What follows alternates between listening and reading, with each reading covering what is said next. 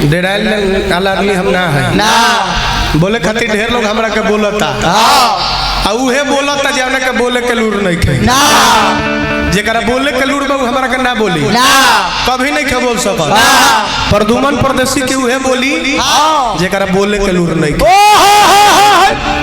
YouTube पर बोले के बा पीछे आके रील पर बोले के बा फेसबुक पर बोले के बा लाइव आके पीछे से तो चुतिया बोलेला सब उ सब काम ना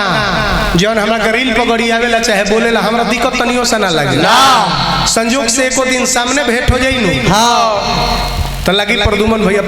कह के प्रणाम कर लेकिन बोले वाला एक खातिर बोले लो सके प्रदुमन परदेसी तनी हमरा के चिन्ह जस के हमू होई निमन से ना पहचान बनेला तब बाउर से लोग बनावे के फेरा में लगनु जाला का करो समय के अनुसार दवाई धीरे धीरे सबके दियाई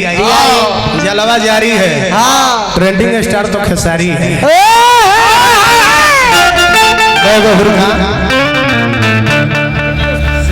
आज ट्रेंडिंग देखो तो लगता लोग दिखावे हमार गाना ट्रेंडिंग में लेकिन वहू से पहले तक कोई ट्रेंडिंग में रहे नु भाई वो लोग के एको हाली लोग नहीं के कहत कि इससे पहले का ट्रेंडिंग स्टार के है भाई सुशील यादव जी अच्छा बहुत सारा पुरस्कार हमरा के दिले भाई नारायण जी बनौले रखी 100 गो रुपया बना आई भोले बाबू बनौले रखी का कहता रहो रोशन ने बुझाई तारा हमार तीर कोई गो दिशा में चलेला समझो कि जब तहरा ना बुझल ता लोग के बस के बाहर के बा एक कहली तीर हमार कान तर से 100 दिन पास करी चुनौती दी कि चलो महफिल खाली है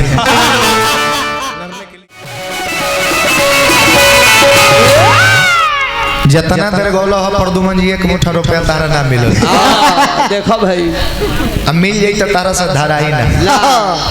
2-4 गो नीचे जरूर गिर जाए ओकरा खातिर कद चाहिए हां जी कब का बोल दे तरई बुझाते नहीं मैं बुझाते नहीं कि हवा पूर्व के बा कि पश्चिम के बा वो सौनी के माहे कोई जा कुछ वही में कहता कि हमार तीर चलता हमरे समझ में ना आई काल के बगली गलत करता रही उ तीर ना हो उनके कान के बगली से कागज के जहाजवा हो बिगबो है ने घूम के है न उ काम खातिर ना होला ना उ खाली देखे में जहाज के आकार रही लेकिन उ महा चौपट होला बात कहो जौना कलाकार के बोले आ गई समझो कि ओकर उठन बैठन कोनो समाज में हो जाए लेकिन तू मने उठन बैठन कम बड़का समाज में तोरो नहीं खे ना लेकिन हमरा बुझाता कि वो समाज से बेसी लुहेरा के समाज में तू समय देवे कलाकार तू खराब ना हो ना लेकिन होला तो कल हरबरा के गड़बड़ा जालो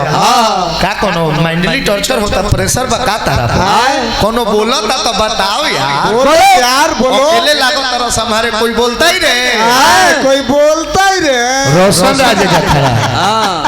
हदबा भाई कुल सोचे के बात नहीं खबानी हम कुल